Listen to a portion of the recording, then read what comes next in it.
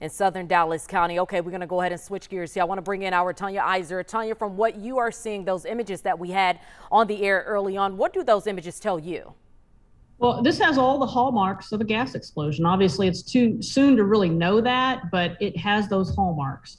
And if it is a gas explosion, what they're going to be trying to determine is which side of the line is it on? Is it going to be on Atmos's side, or is it going to be on the side of, somewhere inside one of these apartments? So there's a lot, obviously a lot of things we don't know yet. They'll be questioning apartment residents. If it's a gas explosion, they'll want to know, were people smelling gas? How long were they smelling gas? All those sorts of things are going to come into play. But this definitely has the hallmarks of a gas explosion. And hopefully in the coming hours, we'll have a whole lot more answers from the fire department and from Atmos officials. And Tanya, you're saying this is reminiscent of a gas explosion, but for folks who are just joining us and unfamiliar with what that looks like and what that means, can you explain that a little bit more? Well, often there, as you can see, just an enormous amount of damage. You just look at this was it almost looked like it exploded, and then I don't want to say went out quickly, but just a massive amount of damage happens very quickly. There was a huge number of gas explosions over in Northwest Dallas a few years ago where an 11-year-old girl died. And in that case, initially, once they determined it was a gas explosion, initially Atmos was, trying to say that this was inside the houses, that it was on the homeowner's side.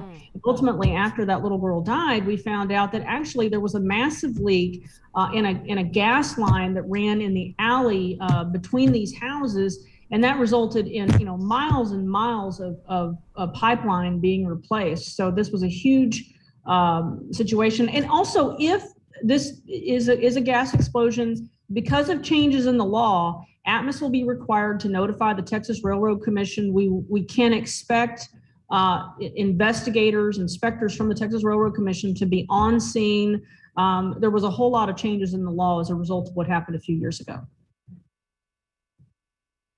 Did it take from, point one where they were saying, oh, well, this was something that was possibly on the homeowners, and then, of course, Atmos Energy ended up taking on some of that. How long does that process take, or how long did it take for that situation?